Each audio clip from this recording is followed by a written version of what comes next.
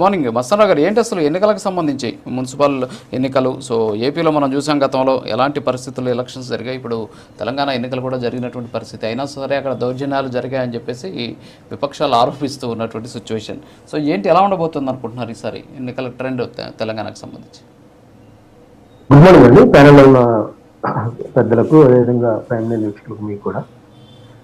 తెలంగాణ మున్సిపాలిటీస్కి సంబంధించి చెప్పాలంటే ఒక రకంగా చెప్పాలంటే అర్ధ సంవత్సర ఫలితాలు అంటే కాంగ్రెస్ పరిపాలన పట్ల ప్రజలు ఏ విధంగా ఫీల్ అవుతున్నారు ఈ 2.5 సంవత్సరాల్లో అనేది తీర్పు ఇవ్వబోతున్నారనే చెప్పచ్చు. అయితే సాధారణంగా స్వతహాగా మనకి లోకల్ బాడీస్ అనగానే మనం చూసాం, పంచాయతీలు సర్పంచులకు సంబంధించి ఏ విధమైన రిజల్ట్ వస్తుందో దాదాపు అట్లాంటి రిజల్టే ఈ మున్సిపాలిటీస్ నగరపాలక సంస్థల్లో కూడా వచ్చే అవకాశాలు కనిపిస్తూ ఉన్నాయి.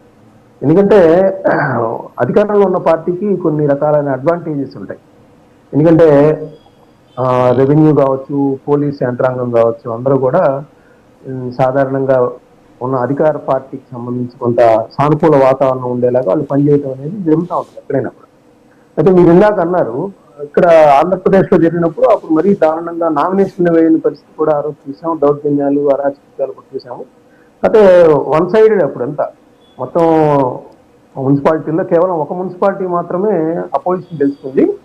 అయితే ఇక్కడ తెలంగాణలో ఆ పరిస్థితి కనిపించట్లేదు. అంటే నా ఉద్దేశం ప్రకారం అయితే కాంగ్రెస్ పార్టీ పరిపాలన పట్ల ప్రజలు కొంత అసంతృప్తి ఉన్నప్పటికీ కూడా మన జూబ్లీ హిల్స్ బై ఎలక్షన్ చూసాం మనం.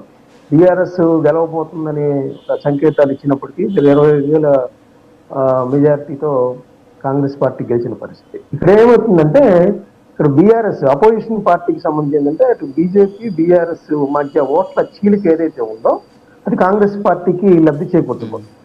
నిజానికి అసెంబ్లీ ఎన్నికల్లో చూస్తే బీఆర్ఎస్ కు 37% ఓటు వస్తే కాంగ్రెస్ పార్టీకి 39% ఆఫ్ ఓట్స్ వచ్చాయి.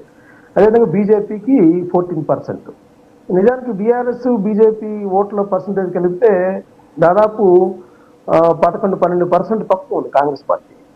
కానీ అది అక్కడ అడ్వాంటేజ్ కాంగ్రెస్ పార్టీకి. ఇప్పుడు అదే లోక్సభ ఎన్నికల్లో కూడా చూడండి, బీఆర్ఎస్కి కేవలం 17% మాత్రమే వచ్చాయి, కాంగ్రెస్ పార్టీకి 40% వచ్చింది. అంటే అది యథాతథంగా ఉంది. అసెంబ్లీకి ఎలా ఉందో లోక్సభకు కూడా అలానే ఉంది, కొద్దిగా 1% అటు ఇటు. అదే బీజేపీకి 35% ఓట్ షేరింగ్. అంటే ఇక్కడ 52% కాంగ్రెస్ పార్టీకి వ్యతిరేకంగా ఉన్నప్పటికీ కూడా కాంగ్రెస్ పార్టీ కూడా దాదాపు ఎన్ని సీట్లు గెలుచుకుందో మనం చూసాం. సో ఈ మున్సిపాలిటీ ఎన్నికల్లో కూడా అదే విధమైన స్ట్రాటజీ. ఇంకో పక్కన ఏంటంటే లోకల్ బాడీస్కి సంబంధించి అటు బీజేపీ బీఆర్ఎస్ మధ్య ఓట్ల చీలిక ఎలా ఉన్నా కూడా ముస్లిం ఓటర్స్ కూడా అర్బన్ ప్రాంతాల్లో గణనీయంగా ఉన్నారు. వాళ్ళందరూ కూడా ఇప్పుడు ఎంఐఎం కంటే కూడా బీజేపీకి వ్యతిరేకంగా కాంగ్రెస్ పార్టీకి సపోర్ట్ చేసే పరిస్థితి ఈ ఎన్నికల్లో కనిపిస్తూ ఉంది. కాంగ్రెస్ పార్టీలో ఎన్ని లుకలుకలు ఉన్నప్పటికీ కూడా వాళ్ళ రేవంత్ రెడ్డి గారి మీద కొండా సురేఖ వదులుతున్న విషయం, కొంతమంది మంత్రులు ముఖ్యమంత్రి వ్యతిరేకంగా పనిచేస్తున్న పరిస్థితి చూసాం. మధ్యలో మీనాక్షి నటరాజన్ వచ్చి ఆ పరిస్థితుల్ని చక్కదిద్దటం, ఇవన్నీ ఉన్నా కూడా ప్రస్తుత పరిస్థితుల్లో మున్సిపాలిటీ ఎన్నికలు ఏదైతే మన 7 నగరపాలక సంస్థలు కానీ అదేవిధంగా 116 మున్సిపాలిటీలకు సంబంధించి మెజారిటీ మున్సిపాలిటీలు అయితే కాంగ్రెస్ పార్టీ గెలుచుకోవడానికి ఇక్కడ అవకాశం అనేది కనిపిస్తా ఉంది అనేది నేను చెప్తాను. ఎస్, ఓకే, క్లోజ్ చేయండి సార్. రామూర్తి గారు ఒక 2 minutes క్లోజ్ చేద్దాం.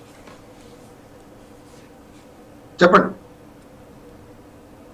హలో. ఓవరాల్ చూసాం, ఇప్పుడు జితేందర్ రెడ్డి గారు మాట్లాడారు, నాగార్జున గారు మాట్లాడారు. సో మొత్తం ఏంటి, ఎలా జరుగుతుంది ట్రెండ్, తాము పుంజుకుంటున్నాం అని చెప్పేసి ఎట్ ది సేమ్ టైం చాలా విషయాలు మిత్రులు మాట్లాడారు. ఒకటి బీసీ రిజర్వేషన్ల విషయంలో కానీ లేదా బూతుల విషయంలో కానీ. ఇక బూతుల విషయంలో కాంగ్రెస్ మిత్రులు మాట్లాడితే దెయ్యాలు వేదాలు పలికినట్టు ఉంటది.